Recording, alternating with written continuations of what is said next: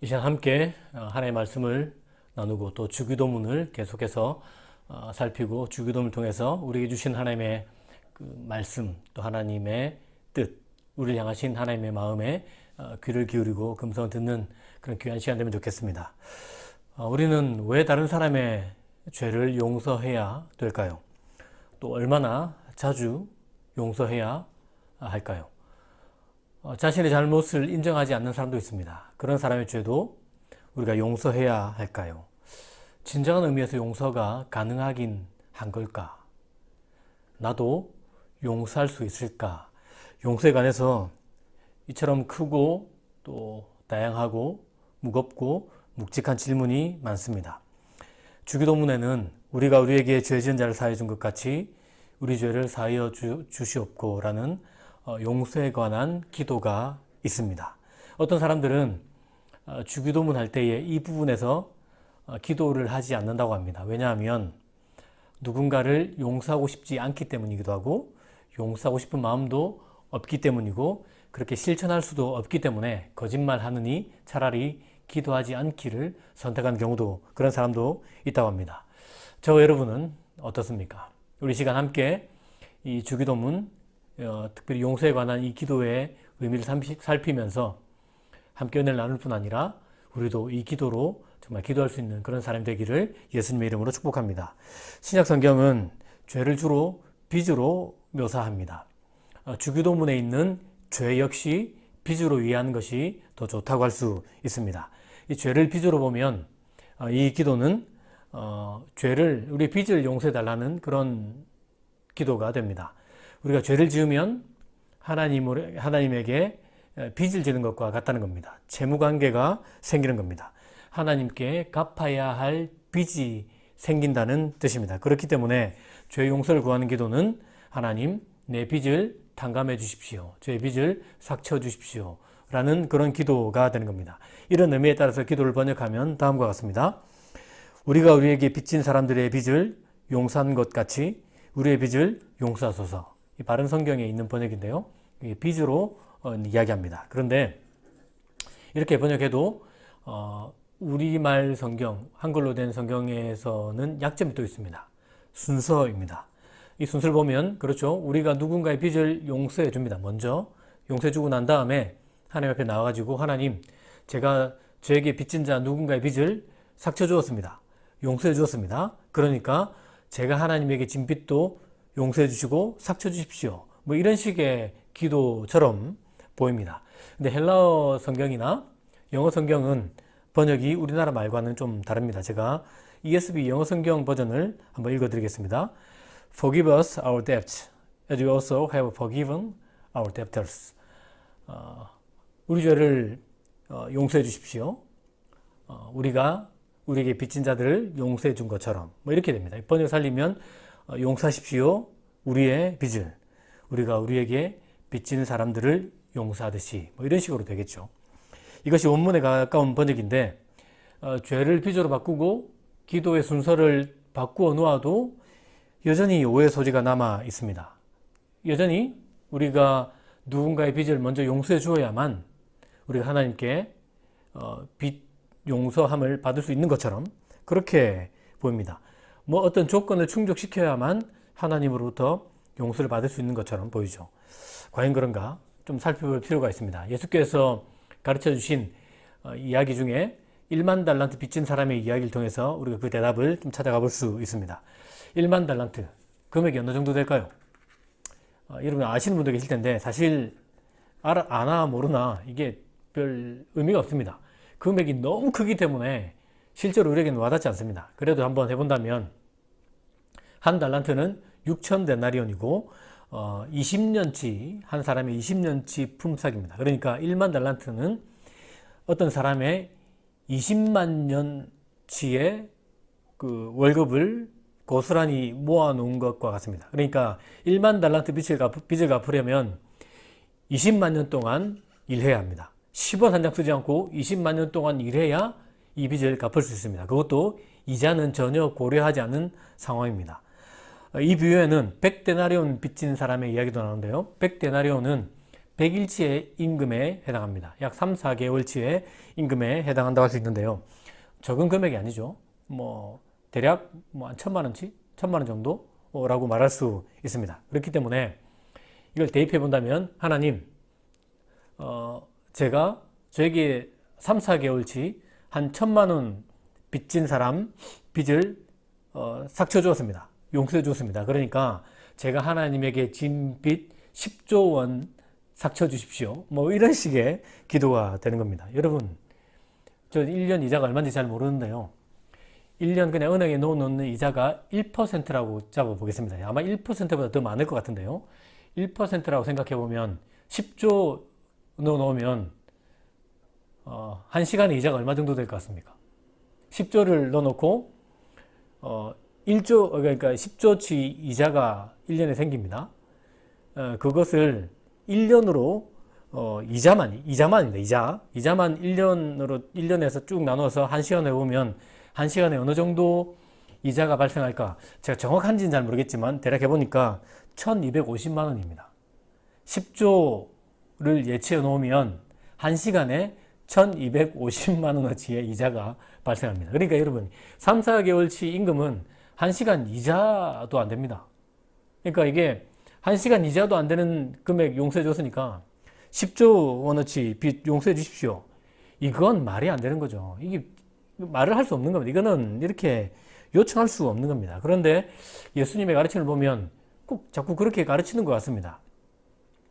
주기도문이 6장 13절, 마태복음 6장 9절에서 13절까지 있는데요. 14절, 15절에는 이런 말씀이 있습니다. 너희가 너희에게 죄 지은 사람을 용서하면 하늘에 계신 너희 아버지께서도 너희를 용서하실 것이다. 그러나 너희가 남의 죄를 용서하지 않으면 너희 아버지께서도 너희 죄를 용서하지 않을 것이다. 먼저 우리가 용서해 주어야만 용서를 받을 수 있다는 겁니다. 용서 안 해주면 용서 못 받는다 라는 식으로 예수께서 말씀하셨습니다. 우리가 금방 나누었던 1만 달란트는 마태복음 18장에 있는 비유인데요. 그 비유의 끝자락에서도 결론적으로 이렇게 말씀합니다. 너희가 너희 형제를 진심으로 용서하지 않으면 하늘에 계신 너희 아버지께서도 너희에게 이와 같이 할 것이다. 용서 안 하면 용서 없다라는 겁니다. 이 도대체 어떻게 이해해야 되는가? 좀 질문이 생깁니다. 여러분, 이 질문은 성경이 말하는 죄의 의미를 쫓아 생각해 보면 좀 쉽게 이해할 수 있습니다. 성경이 말하는 죄, 가장 대표적인 죄의 기본적인 의미는 관역에서 빗나갔다는 겁니다. 관역을 넘어갔든지 옆에 맞든지 미치지 못하든지 관역에서 빗나간 모든 것이 죄다라고 그렇게 이야기합니다. 여러분, 다른 사람, 특별히 형제들의 죄를 용서하지 않는 것은 관역에서 빗나간 겁니다. 두말할 것 없이 죄입니다. 다른 사람을 용서하지 않는 것은 하나님의 뜻에 미치지 못하는 것이고 관역을 빗나간 것이며 성경적 의미에서 본다면 죄입니다. 따라서 누군가를 용서하지 않는다면 또다시 하나님께 빚을 지는 셈입니다. 하나님께 빚을 삭혀달라는 기도, 죄를 용서해달라는 회개 기도, 이 기도는 그렇기 때문에 다른 사람의 죄를 용서하는 기도까지 포함하고 있습니다. 왜냐하면 성경이 말하는 회개는 단순히 감정적으로 잘못했구나라고 말하는 것 아닙니다. 이게 잘못 맞습니다라고 인정하는 것에서 그치는 것도 아닙니다. 이건 저의 잘못입니다 라고 정확하게 고백하는 것도 아닙니다. 성경이 말하는 회개는 돌이키는 겁니다. 감정적으로도 뉘우치고 죄를 인정할 뿐 아니라 돌이키는 겁니다. 방향을 완전히 반대로 전환하는 것을 의미합니다. 따라서 하나님 앞에 회개했다는 말은 그 회개에는 용서하지 않은 죄, 누군가의 죄, 누군가 나에게 진 빚을 용서하지 않은 것까지 회개하는 것을 포함할 뿐 아니라 그 회개란 말은 이제 용서하겠다는 방향 전환까지 포함하고 있는 말입니다. 이것이 성경이 말하는 진짜 회개입니다. 진정한 회개는 방향 전환이고, 그렇기 때문에 이 회개 기도를 했다는 것은 용서하겠다는 기도입니다. 그렇기 때문에 하나님께 진정으로 회개 기도했다고 하면서 하나님, 저는 누군가를 용서하지 못하겠습니다. 이건 말이 안 되는 겁니다. 이거는 진짜 회개하지 않았다거나 회개할 마음이 없다거나 회개한 것 같지만 회개하지 않은 것과 똑같습니다. 그렇기 때문에 하나님께 용서를 구하는 기도는 다른 사람을 용서하겠다는 결단과 의지와 행동이 포함된 기도입니다. 다른 사람의 죄를 용서하지 않겠다는 말은, 다시 말하면 하나님, 저의 죄도 용서하지 마십시오 라고 기도하는 것과 똑같은 겁니다. 칼뱅이 이런 의미에서 이렇게 말했습니다. 우리가 다른 이를 용서하지 않으면 우리도 용서하지 마소서 라고 기도하는 것과 같다 라고 이렇게 해석했습니다. 예수께서 가르치신 이 기도는 우리가 누군가를 용서하는 조건으로 용서를 받을 수 있다는 것을 가르치는 기도가 아닙니다. 우리가 누군가를 용서해야 하나님으로부터 용서를 얻어낼 수 있다는 것을 가르치는 기도가 아닙니다. 오히려 정반대입니다. 하나님께 용서를 받았기 때문에 하나님께 회개하고 정말 말도 안 되는 죄를 용서받았고 말도 안 되는 빚을 탕감받았고 삭침을 받았기 때문에 다른 사람을 용서하는 기도입니다. 다시 말하면 용서받는 것과 용서하는 것은 따로 떨어져 있는 것이 아니라는 겁니다. 용서받는 것 안에 용서하는 것이 들어가 있는 겁니다. 하나님의 용서를 받았다면 당연히 누군가의 빚을 용서하고 누군가의 빚을 삭혀주는 것이 포함되어 있다라는 겁니다. 여러분, 하나님이 저와 여러분을 용서하시기 위해서 무슨 일을 하셨는지, 우리를 용서하시기 위해서 하나님이 지불하신 대가가 무엇인지, 하나님이 베푸신 은혜가 얼마나 크고 놀라운지 아는 사람은 용서하게 됩니다. 용서하면서 또다시 하나님의 용서를 더 기대할 수 있는 사람이 된 겁니다. 하나님으로부터 정말 큰 용서를 받았기 때문에 다른 사람을 용서하게 되고 다른 사람을 용서하면서 더 큰 하나님의 용서를 또 기대할 수 있는 이런 식의 용서의 선순환이 일어나는 기도라고 할 수 있습니다. 1만 달란트 빚진 사람의 이야기는 또 저와 여러분을 향한 하나님의 마음과 뜻과 계획을 정확하게 보여줍니다. 여러분, 1만 달란트 빚진 자의 빚을 삭혀준 임금이 나중에 그 종을 부르고 난 다음에 한마디 말을 덧붙입니다. 그 말이 아주 중요합니다. 제가 한번 읽어드리겠습니다. 내가 너를 불쌍히 여긴 것처럼 너도 내 동료를 불쌍히 여겼어야 할 것이 아니냐. 내가 너를 불쌍히 여겼잖아. 그런 것처럼 너도 너의 동료를 불쌍히 여겨야 되는 것 아니겠니? 그 당연한 것 아니겠느냐라고 하나님께서 말씀하고 계신 겁니다. 하나님이 먼저 우리의 빚을 용서해 주셨습니다. 하나님이 먼저 우리의 빚을 삭혀 주셨습니다. 우리가 먼저 요구한 것 아닙니다. 하나님 그렇게 해 주십시오. 잘못했습니다. 라고 먼저 말한 것도 아닙니다. 하나님이 먼저 로마서 5장 8절에 따르면 우리가 아직 죄인 되었을 때에, 우리가 아직 하나님과 원수일 때에 하나님이 먼저 우리의 죄를 용서해 주시고 우리의 빚을 삭혀 주셨습니다. 그렇다고 해서 기대가 아무것도 없다고 말할 수는 없습니다. 조건이 있는 것은 아니지만 용서하신 이후에 하나님이 우리에게 기대하신 것은 있습니다. 여러분, 이 용서의 대가가 엄청나게 크지 않습니까? 자신을 내어주는 거였습니다. 어마어마한 대가를 지불하고 난 다음에 우리를 용서하신 하나님이 우리에게 기대하는 바가 하나도 없다? 그게 더 문제인 겁니다. 하나님 당연히 우리에게 기대하는 바가 있습니다. 마태복음 18장 33절 말씀처럼 그 기대는 다른 사람을 불쌍히 여기고 다른 사람의 빚을 삭혀주고 용서해 주는 겁니다. 하나님은 우리를 먼저 용서하시면서 기대한 바가 있습니다. 그것은 우리가 하나님을 닮아 다른 사람의 빚을 탕감해주고 삭혀주고 용서를 베푸는 사람이 되는 겁니다. 여러분, 제임스 몰홀랜드라는 분은 이렇게 말했습니다. 용서는 선택이 아니다. 용서는 하나님과의 건강한 관계, 그리고 다른 사람들과의 건강한 관계를 위한 초석이다. 용서 자체가 건강한 관계의 기본이라는 겁니다. 자비와 긍휼을 사랑한다는 것은 하나님을 닮아가겠다는 서원이며 하나님이 다른 사람들을 사랑하듯이 그들을 사랑하겠다는 약속이다. 다시 말해 용서를 베풀며 살아가겠다는 것은 하나님을 닮아가겠다는 서원이자 결단인 겁니다. 다른 사람을 사랑하며 살아가겠다는 것은 하나님 나를 사랑하셨기 때문에 저도 사랑하며 살아가겠습니다. 하나님을 닮아가겠습니다라는 결단과 헌신이 포함된 기도입니다. 다시 말해 우리가 이 기도, 다른 사람의 잘못을 용서해 주는 기도를 드린다는 것은 하나님을 닮아가겠다는 기도입니다. 실제로 또 우리가 다른 사람의 빚을 용서해 주고 그들의 빚을 삭혀주면서 우리는 용서하신 하나님, 우리의 빚을 삭혀주신 하나님을 닮아갑니다. 어마어마한 기도인 겁니다. 어마어마한 축복을 담고 있는 기도이죠. 또 일박자들은 주기도에 나오는 빚이 죄를 말할 뿐 아니라 실제적으로 재정적인 빚을 의미한다라고 또 말하기도 합니다. 이 해석을 따르면, 그리고 앞의 내용과 연결시키면 참 기가 막히고 충격적인 말씀이 됩니다. 예수께서 가르치신 이 기도로 기도하는 우리는 인간관계에서 생긴 원한이나 잘못을 용서할 뿐 아니라 다른 사람들의 재정적인 어려움과 문제, 그 문제를 해결하는 일에 헌신하겠다는 기도가 되기 때문입니다.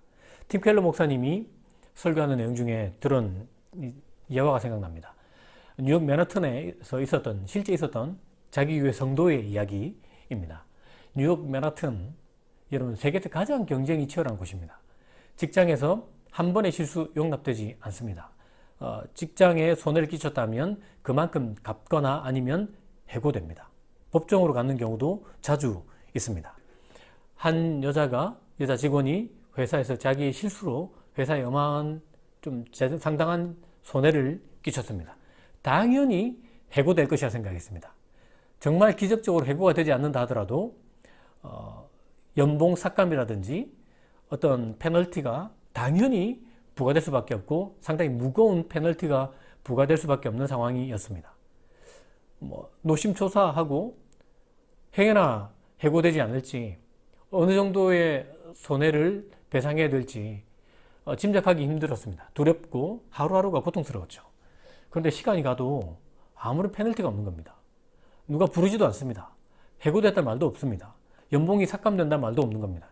도대체 어떻게 된 일인가? 이럴 리가 없는데, 회사가 이걸 모를 리가 없고 다 아는 일인데 어떻게 이럴 수가 있지? 궁금한 겁니다. 조사를 해보니까 놀랍게도 직장 상사 중 한 명이 대신 이 책임을 뒤집어 쓴 거였습니다. 도대체 이해할 수가 없었습니다. 그 이해할 수 없는 세상이거든요. 그래서 이 여인이 그 직장 상사를 찾아가서 정말 왜 그렇게 하셨는지 묻고 또 물었습니다. 대답을 피하고 만남을 피하다가 어쩔 수 없이 정말 조심스럽게 그분이 했던 대답이 이렇습니다. 저 역시 누군가로부터 용서를 받았습니다. 어마어마한 그 빚을 삭혀주는, 탕감받는 은혜를 입었습니다. 그렇기 때문에 저 역시 누군가의 빚을 삭감하고 삭혀주고 용서해주고 탕감해 주어야 한다고 생각합니다. 당연한 일이라 생각합니다. 어떤 분이 저의 모든 잘못을 뒤집어 썼기 때문에 저도 누군가의 잘못을 뒤집어 쓰는 것이 자연스럽고 당연한 일이라고 생각합니다. 라고 이야기했다고 합니다. 뉴욕의 리디머 장로교회 성도의 간증입니다. 여러분, 그 직원은 도대체 누가 당신의 죄를 뒤집어 썼는지 물었죠. 그리고 그분은 예수라고 대답했습니다. 여러분, 용서는 대가를 지불하지만 기쁨과 즐거움을 회복시킵니다. 회복의 은혜를 누리게 합니다. 인간다운 삶을 회복시켜 줍니다. 성경에는 주기적으로 기쁨과 즐거움을 회복시키고 인간답게 살아갈 수 있도록 만들어주신 제도가 있습니다. 바로 희년입니다. 50년마다 지키는 희년. 희년이 되면 종이 자유를 얻습니다. 모든 빚이 탕감됩니다. 모든 빚이 사라집니다. 땅이 원래의 주인에게로 돌아갑니다. 모든 사람이 회복의 은혜를 누리게 하고 다시 시작할 수 있는 터전이 마련되고 정말 사람다운 삶, 기쁨의 삶이 시작되게 합니다. 희년이 그런 역할을 하는 겁니다.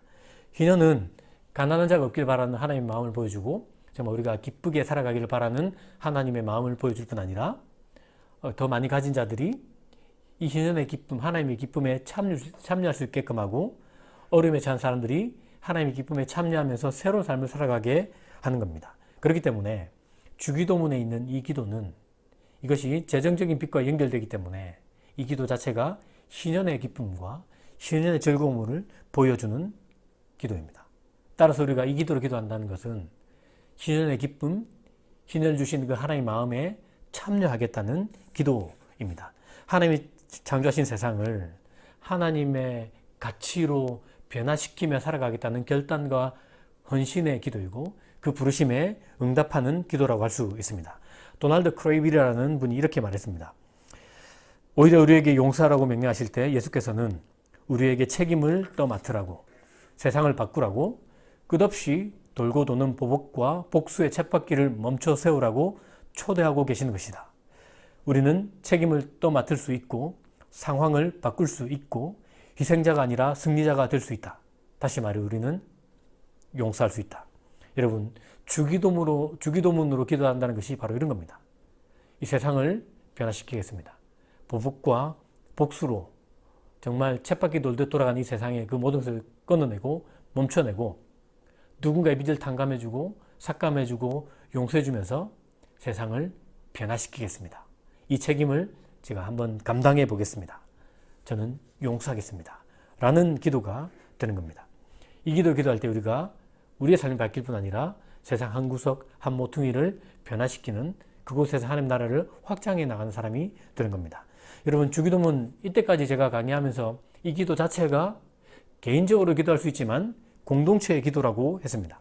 특별히 죄 용서 회개와 관련해서 공동체적 기도라는 점이 더더욱 부각됩니다.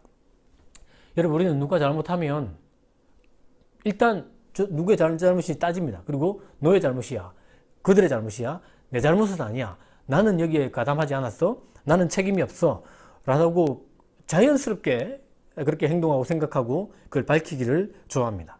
근데 예수께서 가르치신 이 기도는 너의 잘못이야, 너의 실수야, 너의 책임이야가 아닙니다. 어떤 사람의 죄가 아닙니다.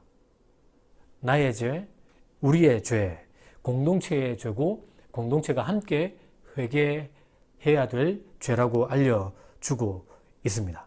야고보서에는 정말 이 시대 우리에게는 낯선 다소 충격적인 말씀이 있습니다. 한번 읽어드리겠습니다. 야고보서 5장 16절 말씀인데요. 그러므로 서로 죄를 고백하고 병 낫기를 위해 서로 기도하십시오. 의인의 기도는 역사하는 힘이 큽니다. 물론 이 말씀은 1차적으로 질병과 관련한 기도입니다. 그런데 야고보 사도는 서로 죄를 고백하라라고 말씀하고 있습니다. 이 기도 자체가 더 확대되죠. 죄를 고백하는 일, 여러분, 부끄럽고 힘듭니다. 그거 쉽지 않습니다. 제가 여러분에게 제 죄를 낱낱이 고백한다면 그거 힘듭니다. 여러분도 저에게 죄를 고백하기 쉽지 않습니다. 이렇게 죄를 고백하면 한 가지 유익은 똑같은 죄를 쉽게 반복하지 못합니다. 브레이크 역할을 하는 겁니다. 그런데 죄를 서로 고백하라고 말씀하신 결정적인 이유는 함께 울고 함께 웃고 함께 회개하게 하기 위함입니다. 함께 회개하면서 서로의 짐을 짊어지고 서로의 멍에를 지고 함께 믿음의 길을 더 잘 걸어갈 수 있도록 하기 위해서 서로의 죄를 고백하라고 하는 겁니다. 너의 죄가 너의 죄가 아니라 우리의 죄, 나의 죄이고 우리가 함께 회개하겠다는 그런 의미입니다. 여러분, 구약 성경도 다르지 않습니다. 구약에는 위대한 기도가 있고 위대한 기도의 사람들이 있습니다. 가장 대표적으로 느헤미야나 에스라나 다니엘 같은 사람을 보십시오. 나라가 망한 시대의 사람 아닙니까? 근데 이들이 기도할 때 뭐라고 기도합니까? 나의 죄입니다. 사실 무슨 죄를 지어서 그 사람이 나라 망했습니까? 그 죄의 결과를 떠안았을 뿐입니다. 그런데 이들은 기도하면서 우리 조상이 잘못해서, 우리 아버지가 죄를 지어서, 우리 할아버지가 죄를 지어서, 옆집 누군가가 죄를 지어서, 지도자가 죄를 지어서 이렇게 말하지 않습니다. 하나님, 저의 죄입니다. 제가 잘못했습니다. 민족의 죄를, 이웃의 죄를 자신의 죄로 끌어안고 공동체적으로 고백합니다. 그것도 눈물 흘리며 금식하며 기도하죠. 하나님, 그들의 기도를 들으신 것 당연한 겁니다. 여러분, 예수를 보십시오. 우리 믿음의 주요 표적가 되신 예수님, 제자들을 위해서 기도했습니다. 세상을 위해서 기도하고 바로 저와 여러분을 위해서 기도하셨습니다. 우리의 연약함을 끌어안으시고 우리의 약함을 짊어지시고 우리를 대신해서 기도해 주셨습니다. 우리를 위해서 기도해 주셨습니다. 로마서 8장 26절 보십시오. 성령께서 말할 수 없는 탄식으로 저와 여러분을 위해서 대신 기도해 주고 있습니다. 성령께 무슨 잘못이 있으면 무슨 책임이 있습니까? 그런데 우리 모든 잘못을 끌어안으시고 기도해 주시는 것입니다. 여러분, 그러므로 우리 죄를 사하여 주소서라는 기도 자체는 누군가를 비난하는 기도가 될 수 없는 겁니다. 내가 너를 용서하겠다. 물론 그런 의미도 되겠지만 그 잘못을 나의 잘못으로 끌어안고 함께 드리는 회개의 기도입니다. 공동체가 드리는 기도입니다. 너와 나, 너와 우리, 정말 우리 민족 보십시오. 이렇게 조각나지 않습니까? 동과 서, 남과 북, 세대와 세대, 진영과 진보와 보수, 조각조각 난 이런 시대를 살아가고 있습니다. 누구의 잘못입니까? 너의 잘못이다라고 말하지만 우리 그리스도인은 저의 잘못입니다. 우리의 잘못입니다. 라고 기도하는 사람인 겁니다. 그렇기 때문에 이 기도는 우리를 하나로 만드는 기도입니다. 여러분, 이것이 우리가 우리에게 죄 지은 자를 사해 준 것 같이 우리 죄를 사하여 주십시오라는 기도에 담긴 참된 의미입니다. 우리가 하나님의 용서를 받았기 때문에 그 용서를 힘입어서 용서하며 살겠다는 기도입니다. 삭 쳐주고 용서하면서 삭 쳐주시고 용서하시는 하나님을 닮아가고 그 하나님을 보여주겠노라는 결단과 헌신의 기도입니다. 인간관계에서 일어난 잘못을 용서할 뿐 아니라 정말 재정적인 빚에서 자유케 하면서 하나님이 주신 기쁨에 참여하고 참여하게 만드는 기도입니다. 신원의 정신을 이어가는 기도입니다. 이 시대에 만연한 개인주의와 이기주의를 타파하는 공동체의 기도입니다. 세상을 거스르는 기도이고 이웃과 민족의 아픔을 끌어안는 기도입니다. 이 코로나 시대에 반드시 필요한 기도입니다. 주 안에서 사랑하는 청년 여러분, 주기도로 기도하고 이 기도를 따라 살아갈 때에 우리는 하나님의 용서를 정말 마음껏 누리게 될 것입니다. 이 기도로 기도하면서 살아갈 때에 용서하신 하나님, 삭혀주신 하나님을 닮아가게 될 것입니다. 이 기도로 기도하면서 누군가의 재정적인 빚을 끌어안고 그를 탕감해 줄 때에 신연의 정신을, 하나님의 마음을 배울 뿐 아니라 그 기쁨을 누리고 그 기쁨을 흘려보내는 사람이 될 것입니다. 이 기도로 기도할 때에 민족을 변화시키고 민족을 끌어안는 사람이 될 것입니다. 이 땅에 하나님의 나라를 꽃피우는 사람이 될 것입니다. 우리가 살아가는 그 한 모퉁이를 하나님의 나라로 바꿔내는 사람이 될 것입니다. 한 주간 이 기도로 기도하면서 이런 기쁨과 이런 은혜를 누리는 저 여러분이 되기를 예수님의 이름으로 축복합니다.